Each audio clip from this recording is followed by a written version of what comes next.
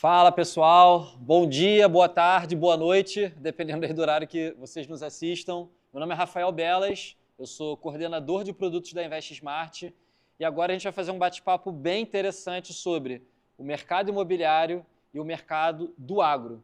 Eu estou aqui com dois especialistas no tema, eu estou com Silvio Vale e Ricardo Matteoli, ambos sócios da Paramis Capital, e a gente vai tentar discorrer um pouco sobre esse tema. 2024 foi um ano bem desafiador.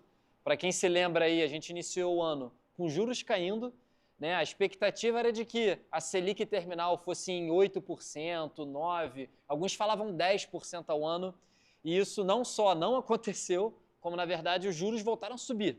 Isso bagunçou um pouco ali as expectativas dos agentes do mercado financeiro, e a gente vai tentar entender um pouco mais, né, o que isso trouxe para o mercado imobiliário e para o mercado do agronegócio. Então, pessoal, Silvio Matteoli, muito obrigado por aceitarem participar do nosso Smartcast. Assim, vocês, sem dúvida, são uma parte fundamental para o nosso evento, nossos apoiadores. Então, muito obrigado. E, Silvio, vamos conversar por você, né? O mercado de agro, no agro a gente teve bastante desafio, né? Bastante eventos importantes que aconteceram. Eu queria que você, se você pudesse fazer uma breve retrospectiva do que aconteceu nesse mercado. O que você está vendo aí de interessante para 25?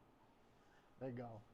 Bem, como disse aqui o Belas, bom dia, boa tarde e boa noite a todos. De fato, foi um ano bem desafiador, né, dentro do setor agro. A gente teve diversos eventos climáticos, né, que bagunçaram, de fato, ali a safra do ano, enchentes no Rio Grande do Sul, seca no Centro-Oeste, no Norte, enfim, até aqui no Sudeste, o que prejudicou bastante a produtividade do setor. Além disso, a própria queda do preço das commodities, né, e mais, né, como você disse, para o final do ano, o próprio aumento inesperado da taxa de juros. Isso pressionou demais as margens.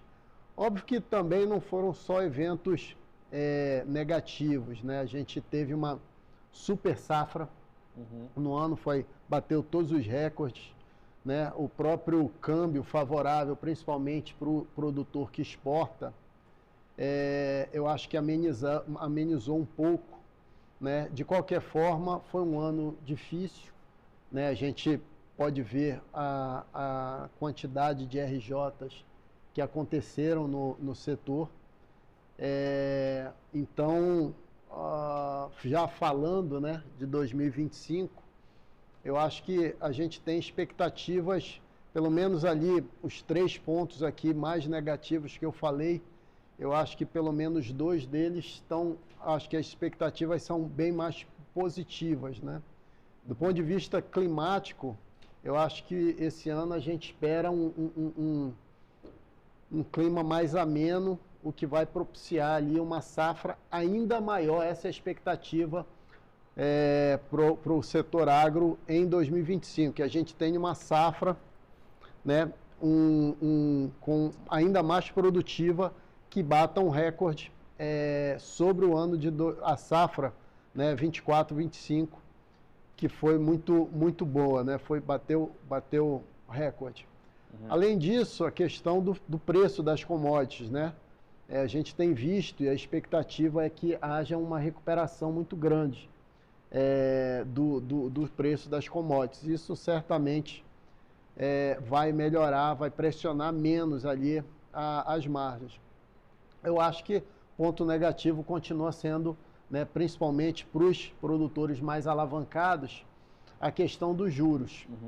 Eu acho que tem um outro ponto que é muito positivo, na minha visão, é que a gente viu já em 2024, né, que o preço dos custos agrícolas, eles pelo menos se estabilizaram. Não caíram tanto, mas se estabilizaram. A gente teve principalmente 2 anos ali, 22 e 23 anos, que os custos explodiram, de fato, né? E já em 2024, eles começaram a pelo menos, se normalizar e a expectativa é que em 2025 continue assim, não caia, mas também fiquem ali normalizados. Eu acho que isso torna ali, traz um otimismo para o ano de 2025 muito grande para os produtores. Então, eu vejo mais ou menos isso falando de 2024 e a expectativa aí para 2025.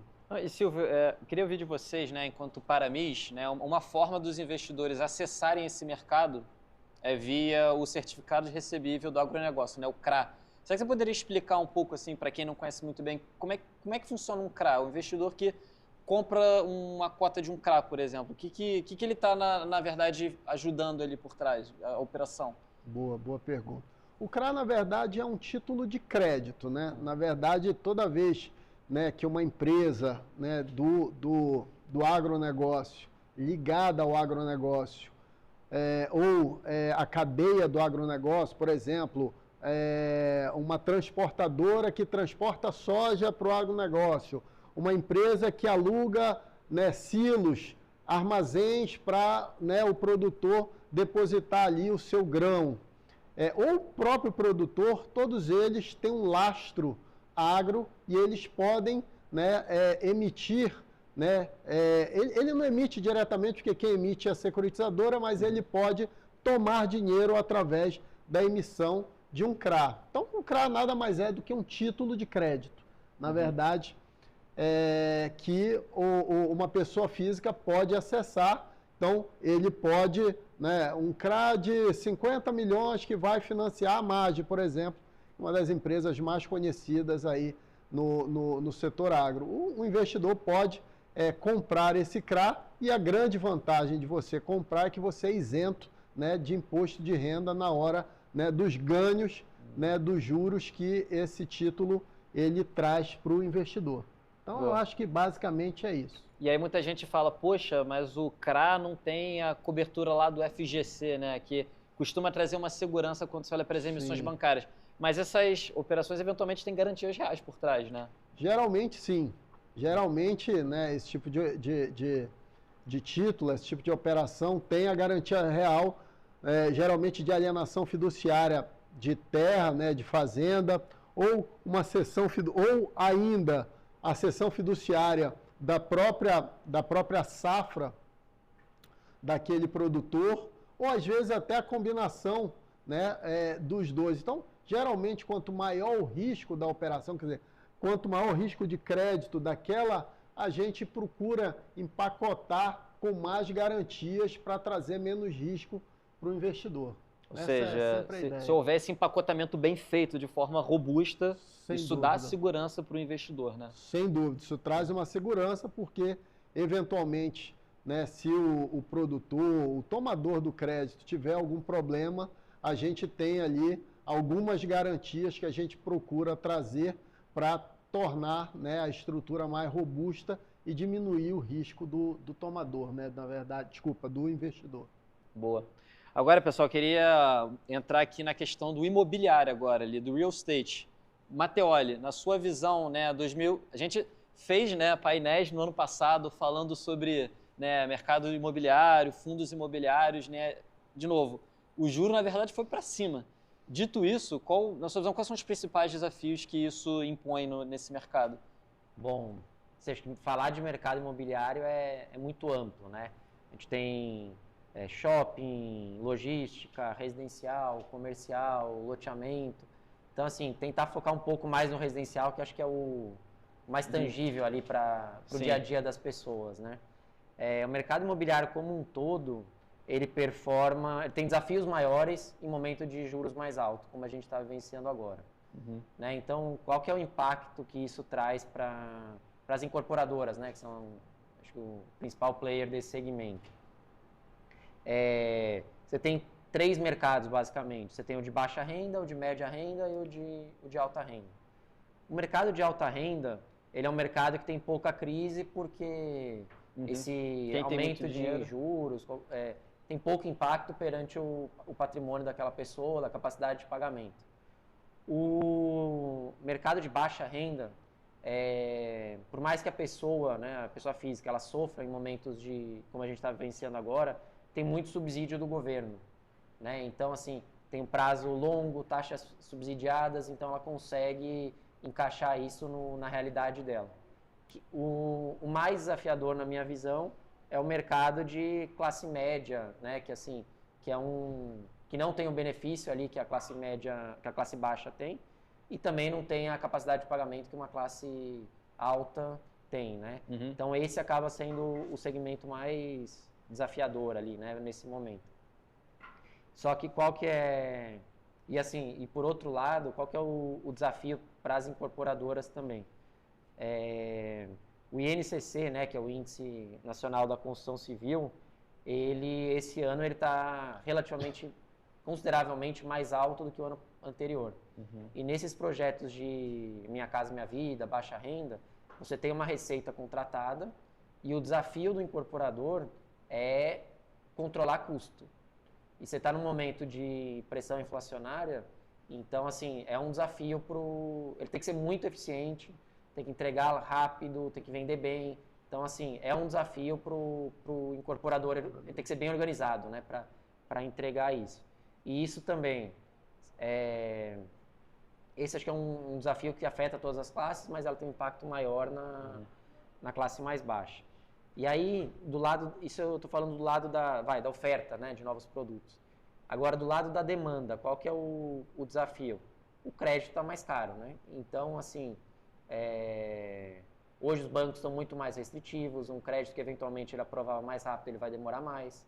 Então, isso também dá uma freada no segmento, embora a gente tenha observado que 24, os lançamentos, principalmente no mercado de São Paulo, assim, que é o mais aquecido, várias empresas tiveram recordes de vendas, né? Então, assim, é um pouco difícil de entender essa dinâmica, mas, assim, acho que para 2025 ela vai ficar mais clara, né? E acho que o último ponto, a gente aqui trabalha muito com crédito imobiliário, né? E os projetos, ele tem um retorno lá, contratado, né? Assim, esperado, e um nível de alavancagem que ele aguenta. E num momento que a gente está hoje, isso pode comprometer a rentabilidade do projeto. Então, em momentos de juros menores, o projeto aguenta mais desaforo. Hoje ele aguenta menos. Então, assim, a gente, na figura de gestor, tem que ser ainda mais cauteloso num momento como esse, né? Porque você tem uma demanda mais difícil, né? Assim, o cara vender é mais difícil, a pressão inflacionária e o projeto aguenta menos desaforo, né? Então, assim, a gente está... Boa. E aí, como eu falei com o Silvio, né? No agro você pode acessar via o CRA e no caso imobiliário você pode acessar via CRI. Sim. E uma maneira sofisticada de acessar esses CRIs é via fundo imobiliário de papel, que inclusive é a sua especialidade enquanto gestor. O que você está olhando para esse mercado? A gente viu que ele sofreu bastante. Como que você acha que... assim, as oportunidades que se abriram diante dessa queda abrupta que a gente viu, principalmente aí no final de 2024. O que você está vendo aí? Eu tenho falado isso bastante, né? Hoje a gente está, talvez, assim, num dos melhores momentos da história dessa indústria de fundos imobiliários para se posicionar. E aí, por que eu falo isso, né? Hoje, os fundos imobiliários, se você somar a indústria inteira, eles estão negociando, né? Os fundos que negociam em bolsa, com um desconto de aproximadamente 20% em relação ao que eles deveriam valer. Né? Então, dando um exemplo aqui, um fundo que tem um galpão logístico, que ele está avaliado a 100 milhões, você consegue comprar ele na bolsa hoje por 80. Só que se você chegar lá com 80 milhões para um galpão similar, para o vizinho, ele não vai vender por 80, ele vai te vender por 100. Então, hoje na bolsa você consegue aproveitar essas oportunidades. E para fundo de papel é outra dinâmica, mas o racional é o mesmo, né? Então, assim, você montou uma carteira lá, IPCA mais 9, por exemplo. Você comprou vários CRIs e deu uma média ponderada de IPCA mais 9.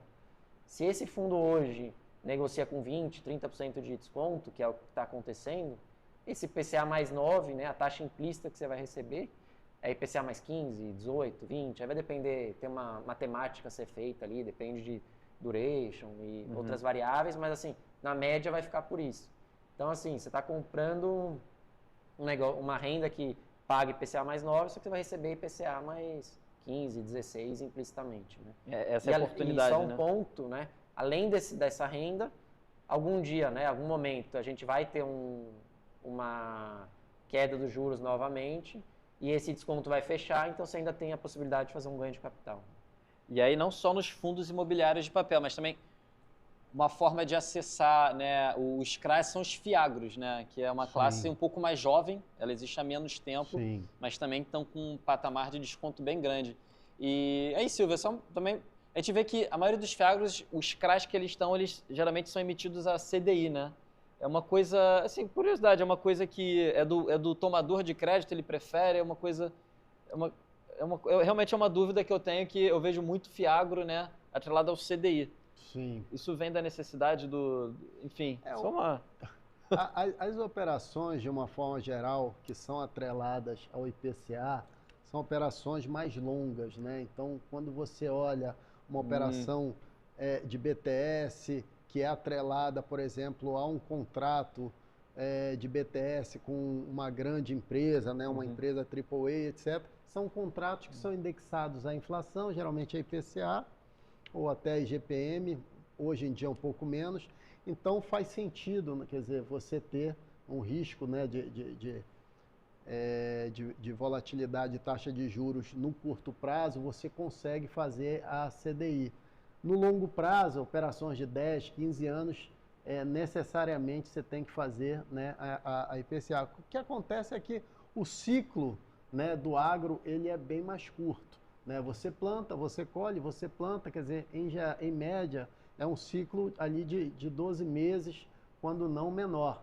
Então, não faz muito sentido, entendeu? Você ter operações muito longas, portanto, geralmente, as operações...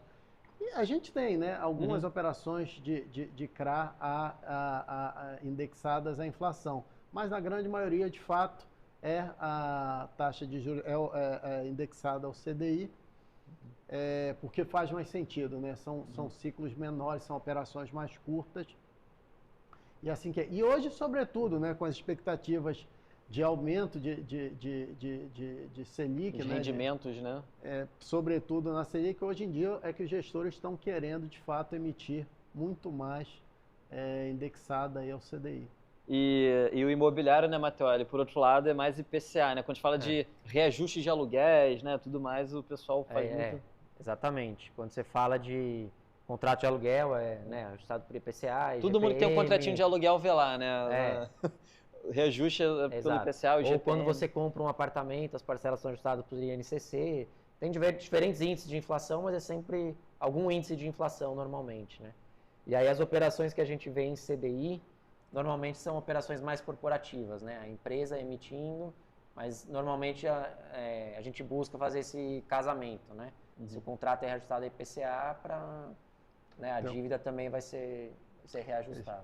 Que a gente chama no mercado de ter um hedge natural, né? Quer dizer, se o contrato é reajustado a IPCA, o ideal é você fazer uma operação IPCA, porque, de alguma forma, tem um hedge natural ali que vai né, acompanhar a operação até o final. Se a outra ponta for CDI, por exemplo, você pode um descasamento, né? Isso pode gerar... Exatamente. Esse é um bom ponto.